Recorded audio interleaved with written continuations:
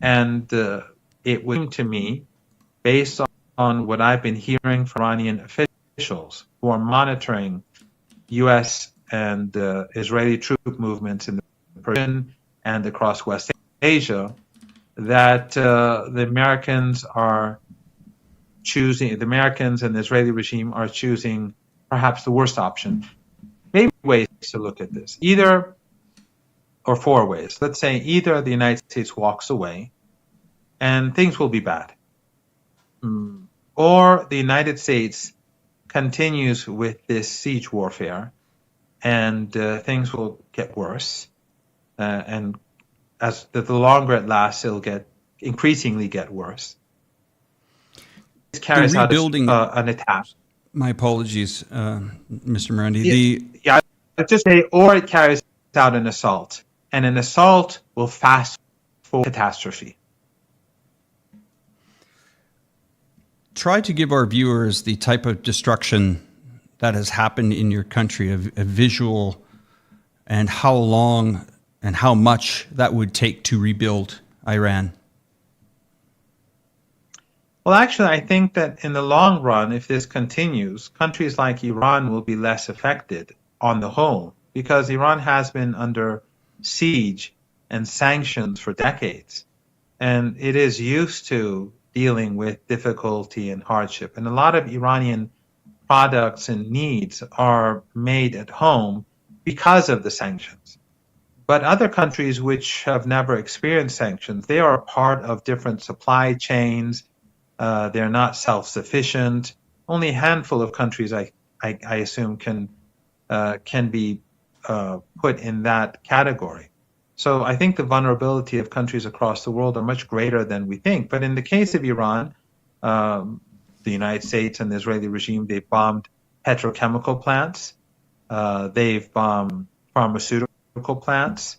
They've bombed many, many apartment blocks, destroying them completely, slaughtering thousands of. They bombed schools. They bombed many universities. Many faculty buildings have been destroyed across the country. They want to destroy the future of our youth.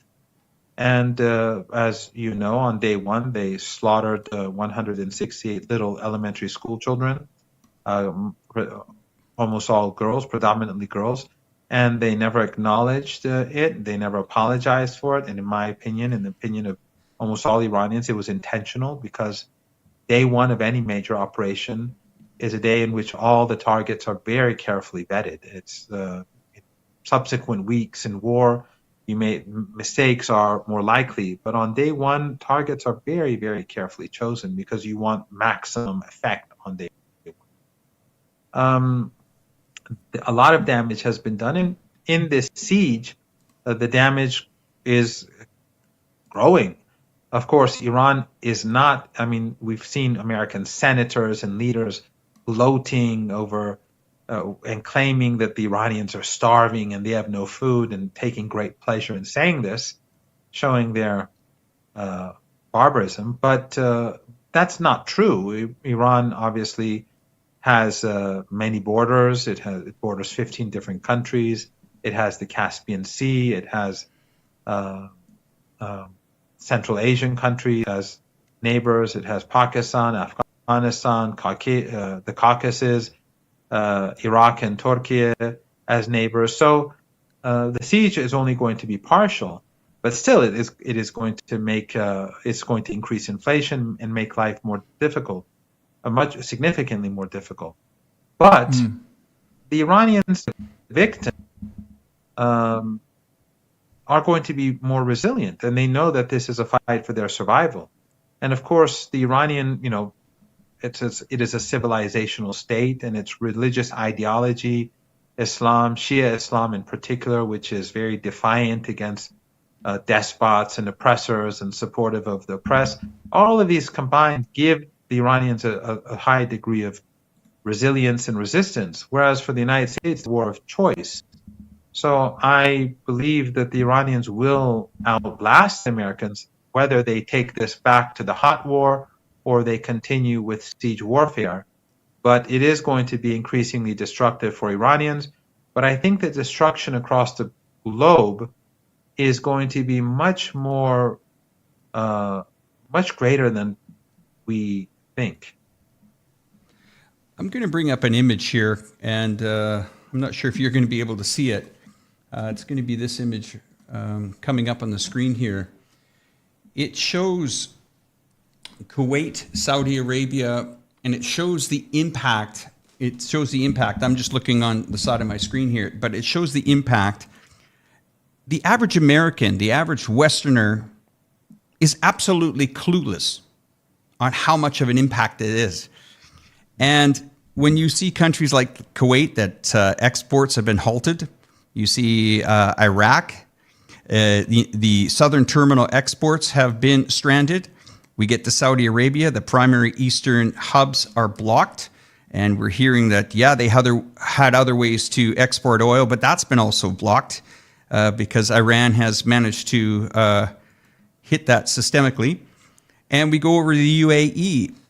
But everyone continues to think it's business as usual and it's not going to affect them. But we are at a shortage of anywhere from, we're hearing 10 to 15 to 20 million barrels of oil a day. You know, there's only so much reserves coming in. And I don't know if we've seen this type of shock to the system before.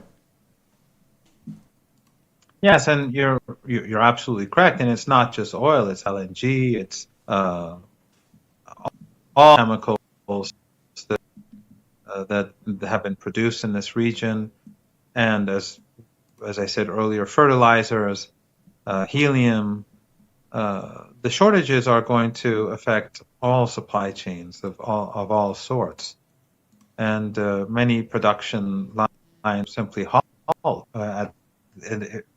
They will at least slow down, and inflation is going to skyrocket. This is just the beginning, and this is a man-made disaster. This is not anything that is beyond the control of human beings. This is a decision taken by Trump, Netanyahu, and of course Zionist lobby and the Israeli regime that has been imposed upon us and the entire international community.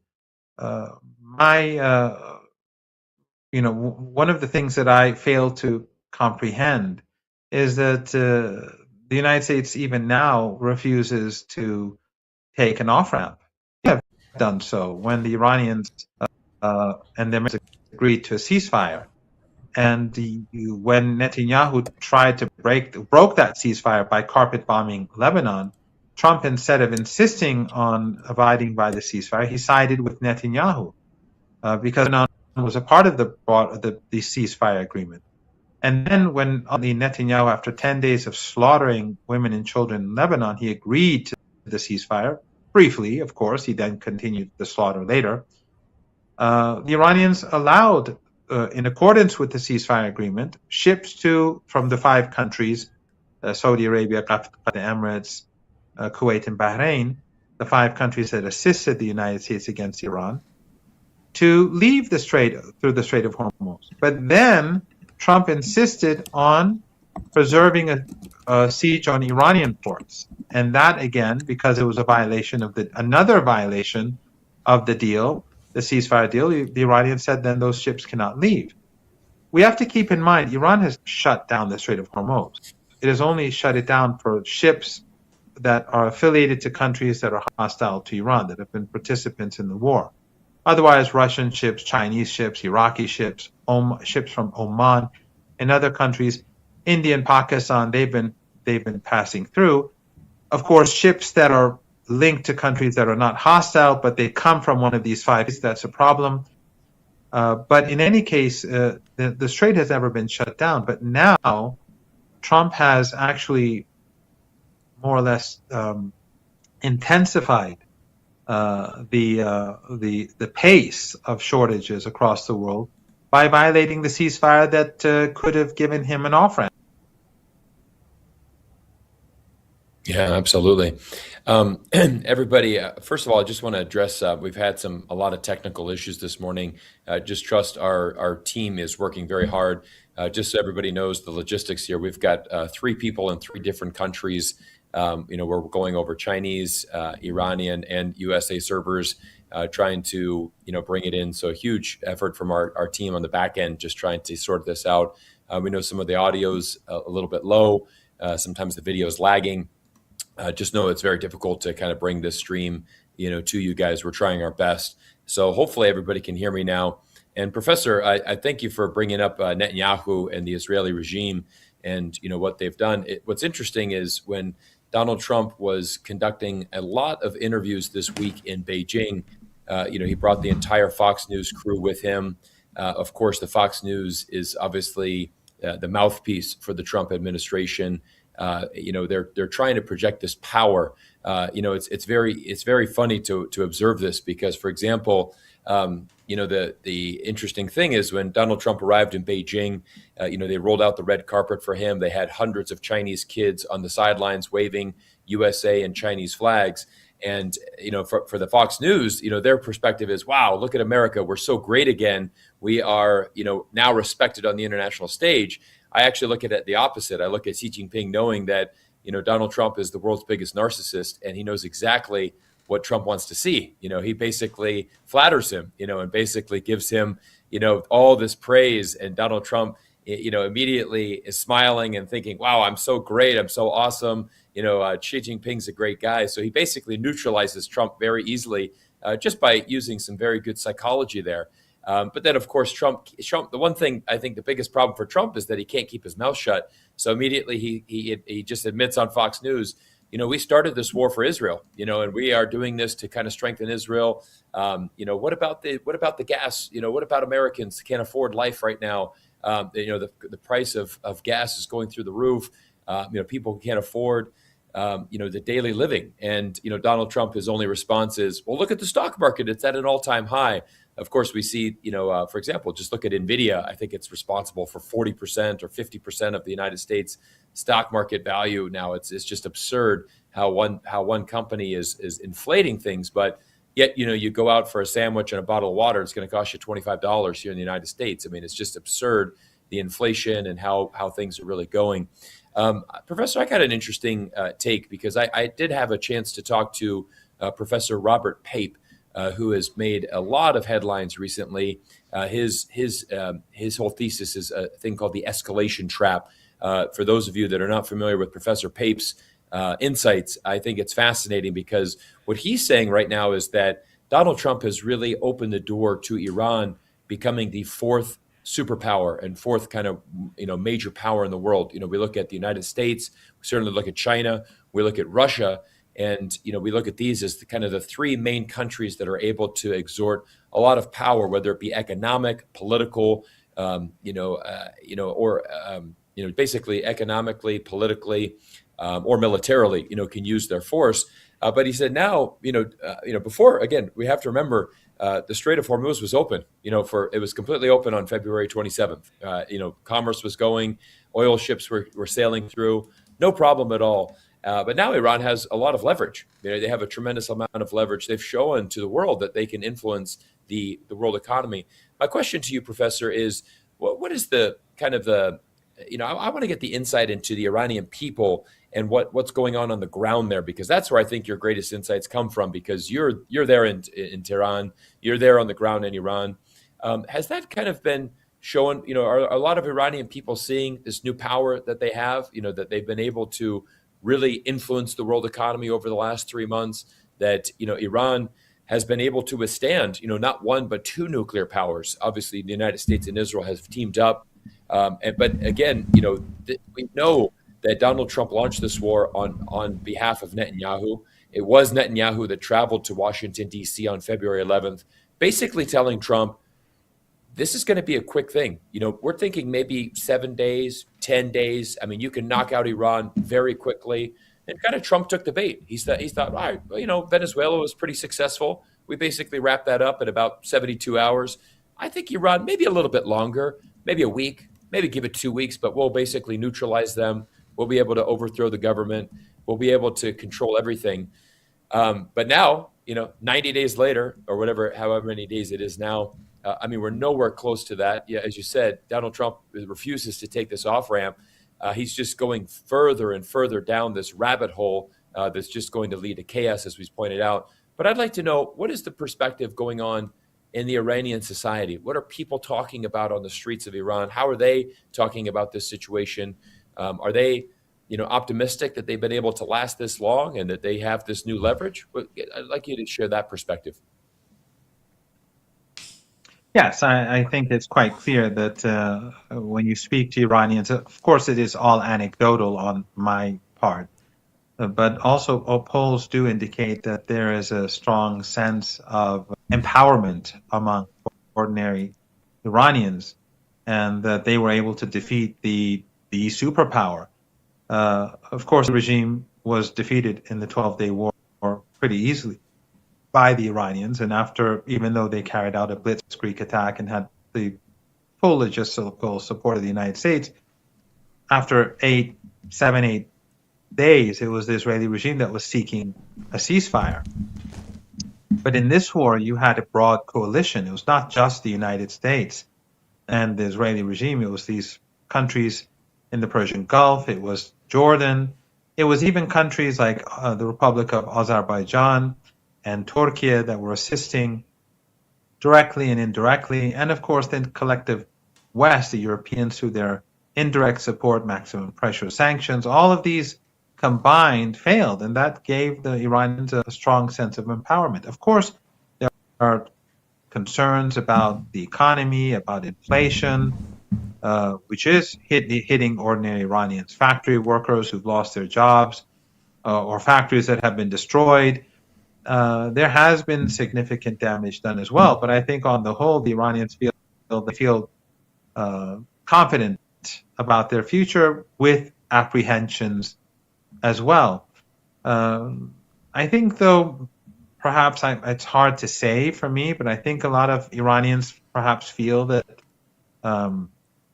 the second wave of the second assault by the Americans will be more severe, that it will be possibly accompanied by a land offensive, but also support for terrorist groups in Iraqi Kurdistan, northern Iraq, and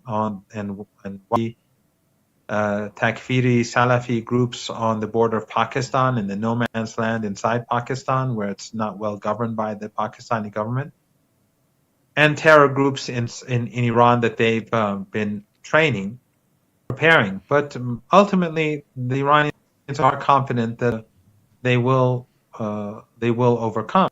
I see a very the younger generation has changed a lot over the past 2.5, 3 months. My own students that I'm in contact with have changed a lot. Their worldview has changed. Their self-confidence has changed. Before, I think they never really imagined Iran to have these, many of them at least, have the capability that it has shown today.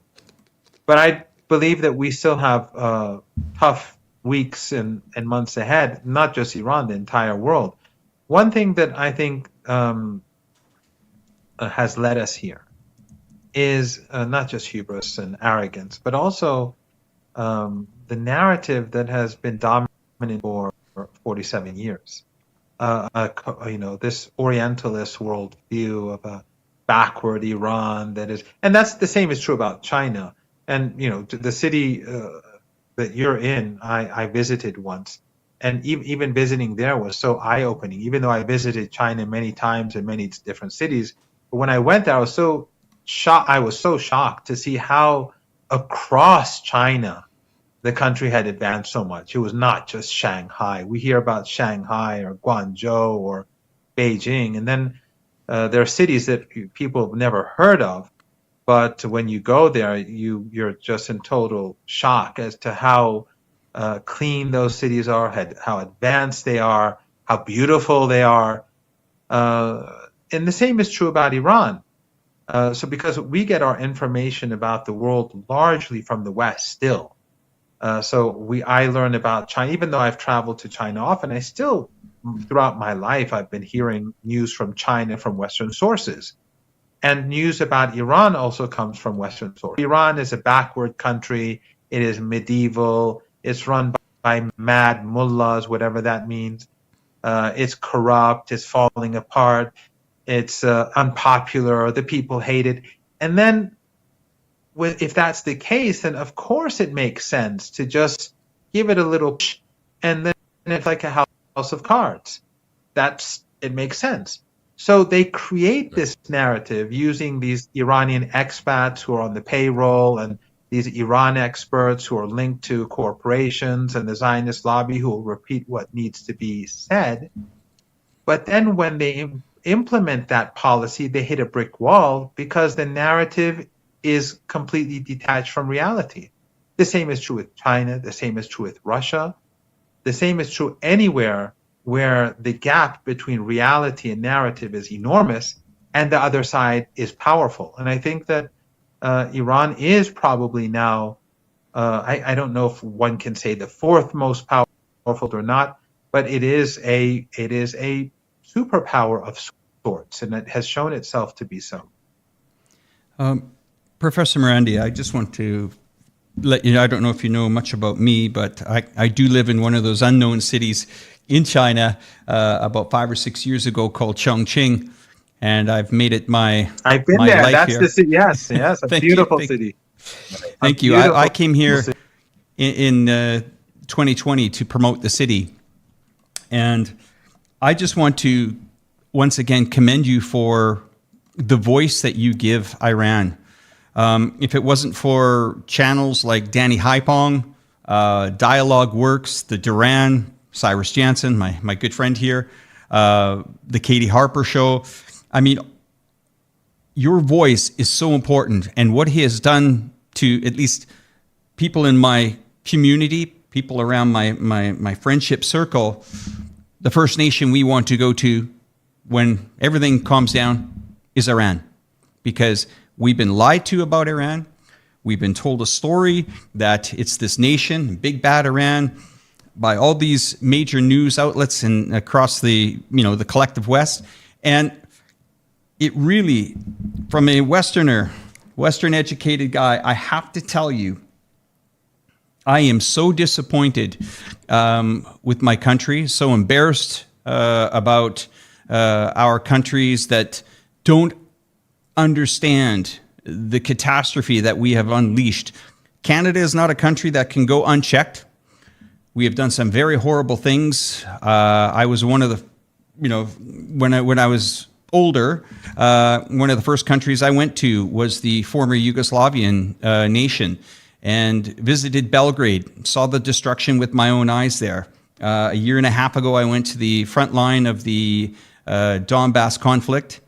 And again, what we heard in the Western media was something completely different going on in that area. So again, I'm going to pass it back over to Cyrus because you guys have an outstanding dialogue going. But I just wanted to say, from all of us, this entire content creator community, YouTuber community, I don't know what we call ourselves, but geopolitical analysts or whatever. But again, your voice is so important to our community and our friends, and people need to hear it. And again, we commend you so much for sharing your time with us. You're very kind, absolutely. and thank you again for your kind words. I am very honored to be on your show and to have been on the show of all of these friends and all of these people and their viewers and those and this broad network of people who are part of these communities. They're all heroic in the sense that they're all resisting injustice and trying to bring about greater sanity. And I hope that after the war, more people do come to Iran, and all of you and your viewers would be welcome in Iran. There's actually a couple of good books that I have been speaking about on some of these shows that, at least for the time being, would be good for some of your viewers to read. One is called Going to Tehran by Flint and Hilary Mann Leverett. They were two White House officials who wrote this book. I think it's a very good book. Another by Alice Cook, who is now on many of these shows, a former British senior official. He wrote a book on resistance, the axis of resistance, but it's called Resistance, the Essence of the Islamic Revolution. And for some people who are interested in the nuclear program, because that has been the excuse, or at least one of the excuses for Trump to begin this slaughter and this global crisis, a very brief book actually called, I think, A Dangerous Delusion by Peter Oborn, who's also an excellent writer and commentator in the UK. But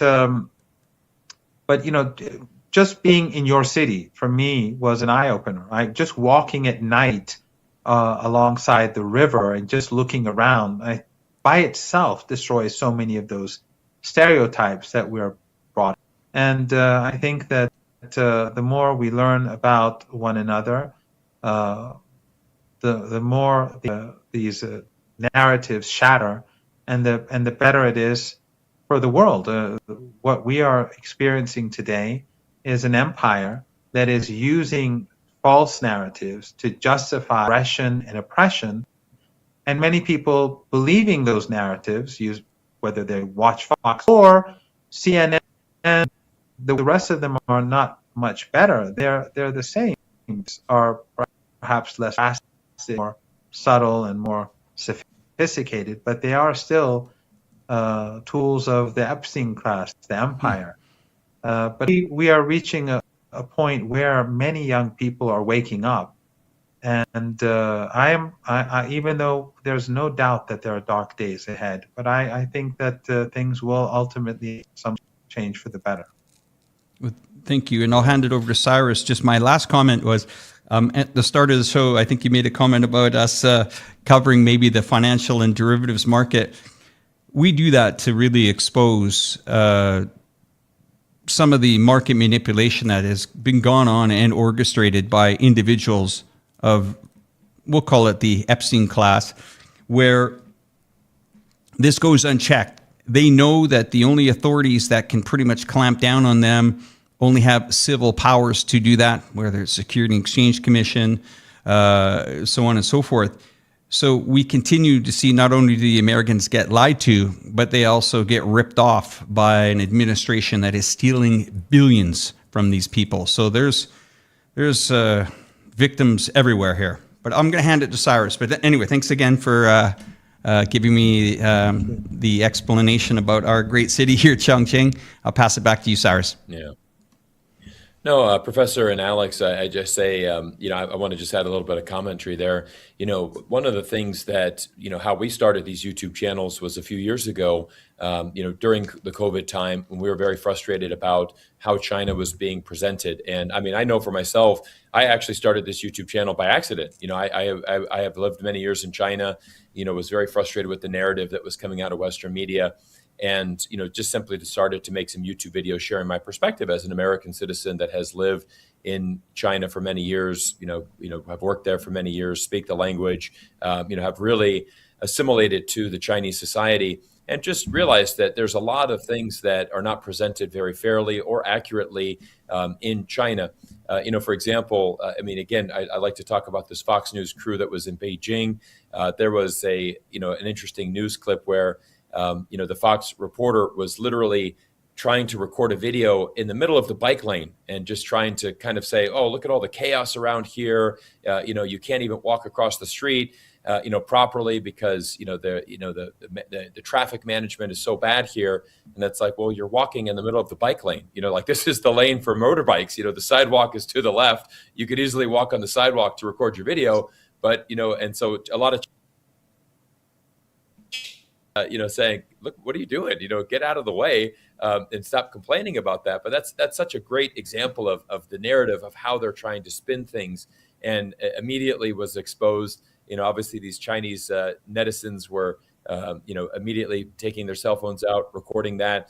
And I think, I love the fact that you've been there. I love the fact that you've been to Chongqing, and Alex, he basically went there 5-6 years ago, and has really put that city on the map, with his, media team, and really being able to showcase this. And again, I'm very optimistic about the future, because if you're on Instagram and TikTok, there is a whole new younger generation that are traveling to China, that are seeing it with their own eyes. And there's even, for example, CNBC is now highlighting Americans that have relocated. And, they, just this past week, They showcased a American that is living in Shenzhen. He's earning around $3,500 a month, and just saying, look, I live a fantastic quality of life. I'm making a very modest salary for U.S. standards, but with that salary, I'm able to live very high quality of life, much better than I could in the United States. I have better health care. We have safer cities, no crime, cleaner streets, better quality of food, much cheaper quality of life. And again, I mean, this is a trend that has really been happening over the last 18 to 24 months, with China, now opening up to 85 countries visa-free to China. And I would imagine that will happen in Iran as well, where more people are going to travel there in the future. I've shared this before with many people. I think it's always worth resharing this story, because we always have new people on the stream. But I went to get a haircut a few months ago, and it was actually an Iranian woman that cut my hair here in America. And I just asked her perspective. Tell me more about your country.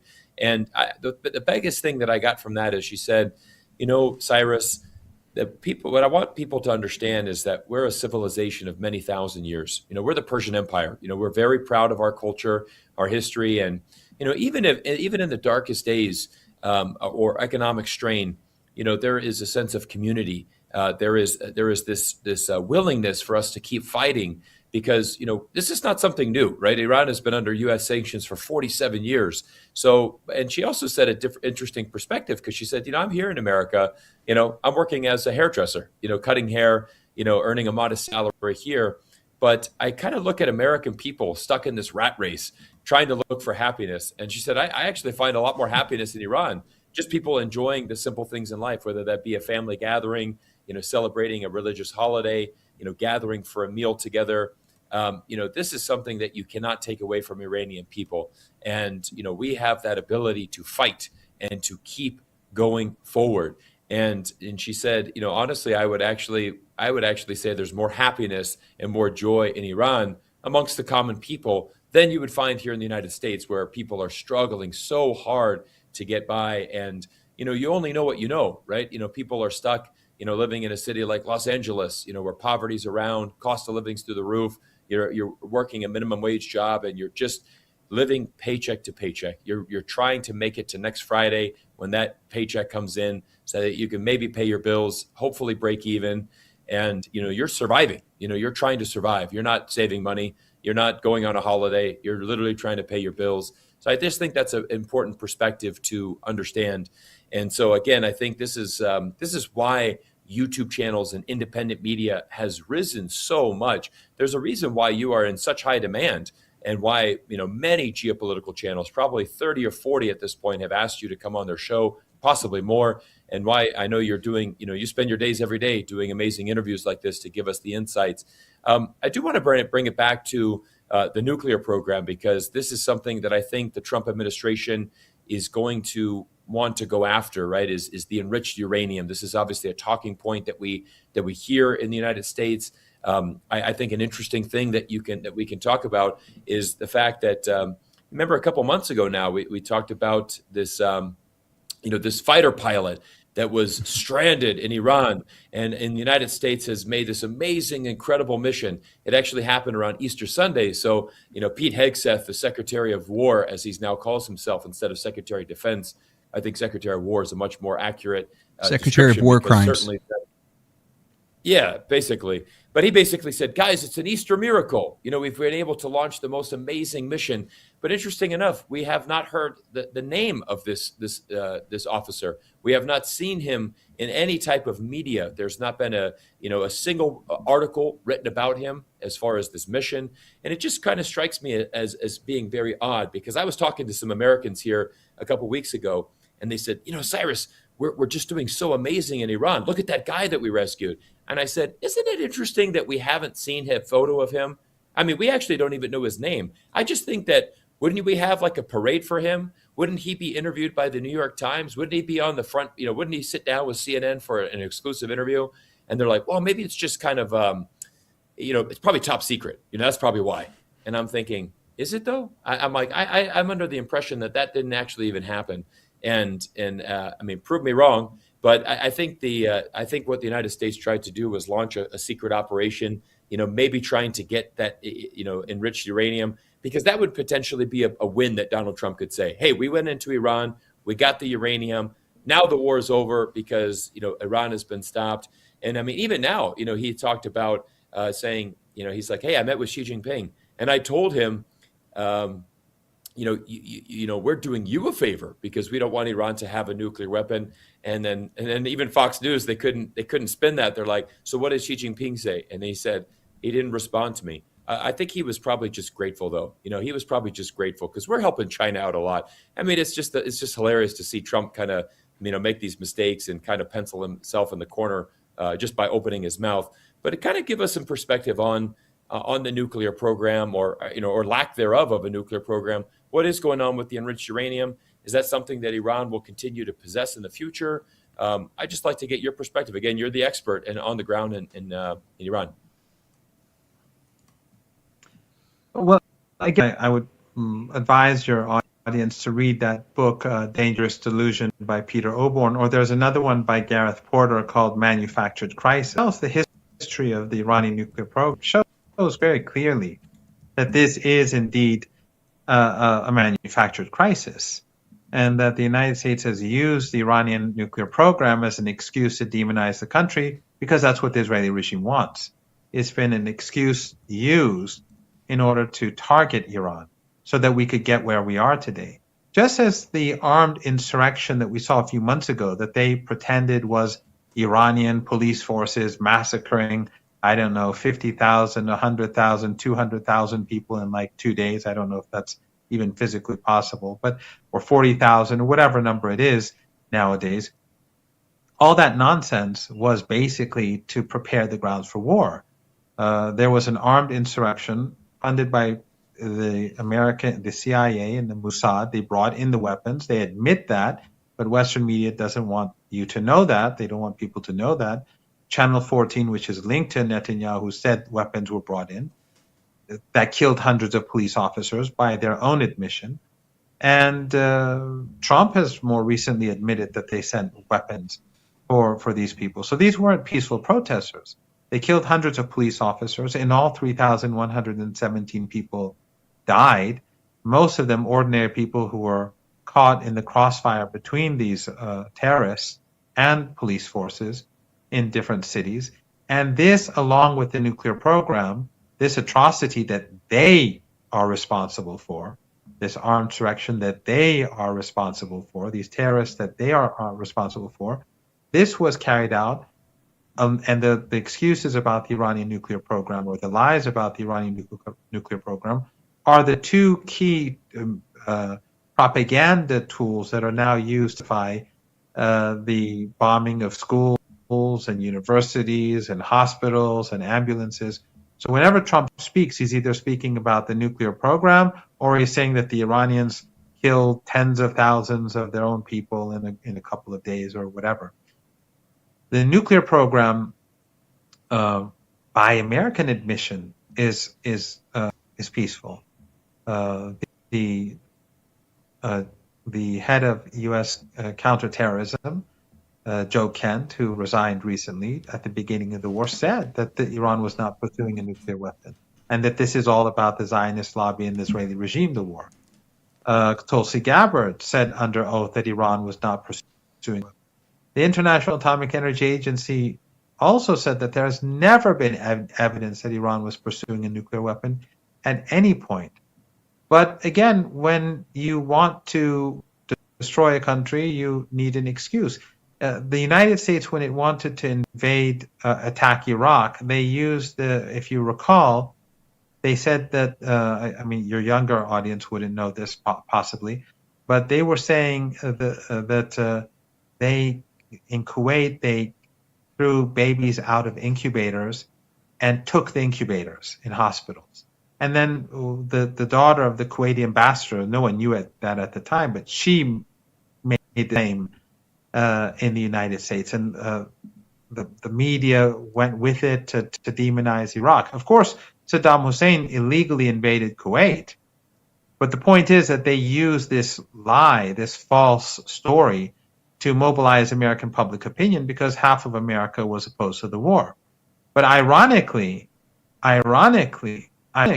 in Gaza, the Israeli regime forces, they actually did unplug incubators in a hospital and leave the infants to die. But that was that was completely ignored in the Western media. And it was probably one of the most disturbing atrocities of this whole episode, to just let those children gradually die and get away with it, and Western media ignore it totally. So the nuclear program is a tool, but we've seen that before, like just in Libya and Viagra. Remember the claims about Viagra, or in Venezuela, it's drugs. There's always a reason. There's always a reason to justify death and destruction and oppression and empire. But I think it's in the case of Iran, they've hit a brick wall, and this is going to be a turning point. I think Robert Kagan, this godfather of the neocon movement, and someone who just hates Iran immensely, he was right. This is the greatest defeat of the United States militarily, and it is going to be a turning point. And hopefully, it will lead to, in the distant future, less imperialism, and it will allow countries across the world to breathe more easily. And I think that's to the benefit of the people as well. The decline of the U.S. empire is a good thing for ordinary Americans, not for those people who you've been speaking about, who've been making their billions by manipulating the markets, but it's going to be much better for the ordinary people in the United States and across the world. And hopefully one day we'll get there. Yes, Professor, I'm really glad that you brought up Robert Kagan, because he just wrote an incredible article in The Atlantic. And for those of you, our viewers out there, I'd like you to check out this article. You can just simply put in "Checkmate in Iran." It is a article from The Atlantic. It says Washington can't reverse or control the consequences of losing this war. I think the professor said this very well. I mean, this is kind of the godfather of, he is a neocon at heart. He is, been very adamant about the United States and our military movements.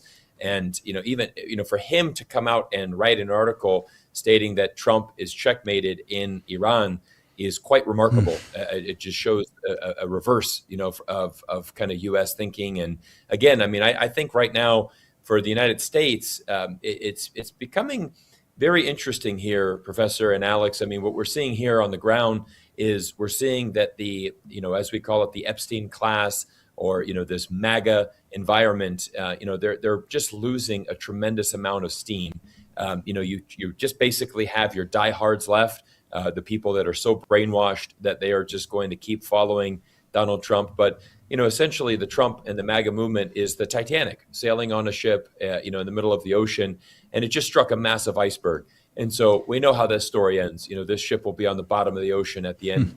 It's certainly going that way. So, you can choose to be on the boat and, pretend that your ship is sailing towards New York City and that everything's great. Or you can, realize this and get off. And that's, I think, a lot of the Republicans that have been supportive of Donald Trump have made that pivot. And that's a very encouraging thing, I think, for the United States, because we've seen a tremendous amount of videos, people saying, look, I voted for Trump not once, not twice, but 3 times. And I realize what an absolute bunch of nonsense this is, and that I was tricked. I've been fooled for far too long. And, a lot of people give them flack saying, look, you voted for Trump 3 times. This is what you get. But I commend those people for at least recognizing they've made a mistake. It's a little late. Obviously, you voted for Trump 3 times, but, I guess better late than never. Now they're pivoting. I think it's going to lead to a complete, collapse of the MAGA movement. I think that the midterm elections, which are coming in November, will result in an overwhelming victory for the Democrats. I would not be surprised if Donald Trump faces an impeachment, as soon as the Democrats gain control of both the House and the Senate. But again, we're just seeing Donald Trump, as a narcissist. He kind of does what he does, is just to double down. Like you had mentioned earlier in the stream, there has been off ramps provided. There have been opportunities for Trump to somehow pivot from this disaster. But the longer it goes on, the more chaos that will be unleashed. And like you said, I think we are looking at a potential point where there might be an increased escalation because, if you're losing, maybe then you launch the military offensive saying, okay, we somehow need to get this victory. But again, I would imagine that Iran is actually looking optimistic to that. I mean, if there is a ground invasion, that will only result in, probably casualties for the United States force. It's certainly not going to provide a victory. I think the interesting thing I also want to talk about, you mentioned how the mood for the youth in Iran has changed. And this is something that I find so strange. Over the last 100 years, the United States has launched so many air campaigns. Not one has been successful in actually deterring people and actually changing. And it's kind of funny when you think about it. We're going to bomb your country. We're going to sanction you. We're going to cause all this chaos. And somehow the local people are going to rise up and be like, hey, thanks for bombing me. I support America. I really respect what you're doing. Where in actuality, like you said, Professor, it actually galvanizes the people and it makes them change. And like you said, I remember on one of our one-on-one interviews a couple of weeks ago, you had said that, at the beginning, a lot of the younger Iranians, they were influenced by Western media.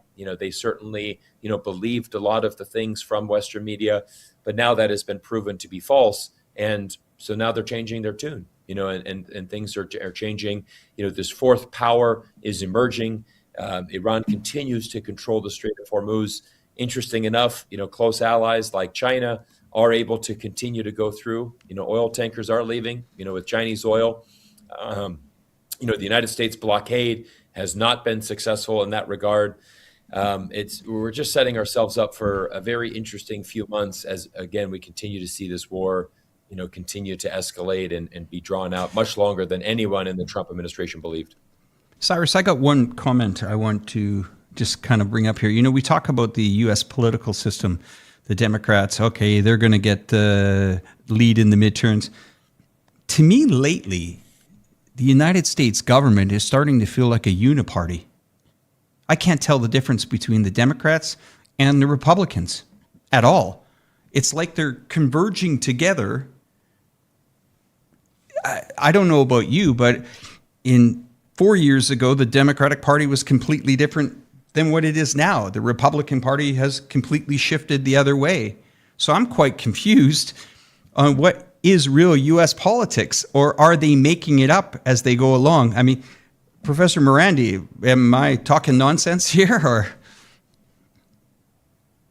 No, I agree completely. I think that this whole concept of the Epstein class really goes above and beyond the political parties in the United States. This is a ruling class that is not affiliated to either party.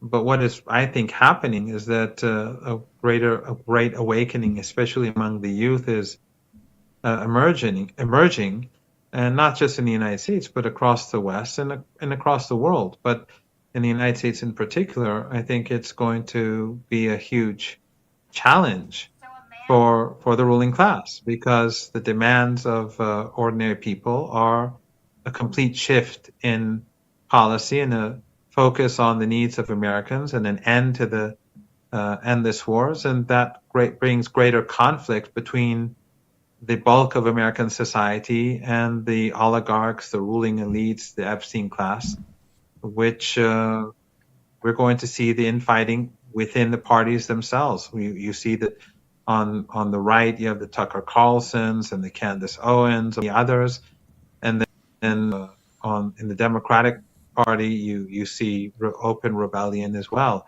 This is not something that's going to be resolved easily, but I think becoming clear is that the Israeli regime and Zionism are going to suffer immensely, because for over 2.5 years, people have been watching genocide, and now they're seeing that their world is being damaged, their lifestyles are being wrecked because of this very same regime. Not just in the United States, but across the world, people are seeing that Trump, Netanyahu, and the Israeli regime and Zionism are bringing about misery everywhere, whereas people across the world say this is not our fight.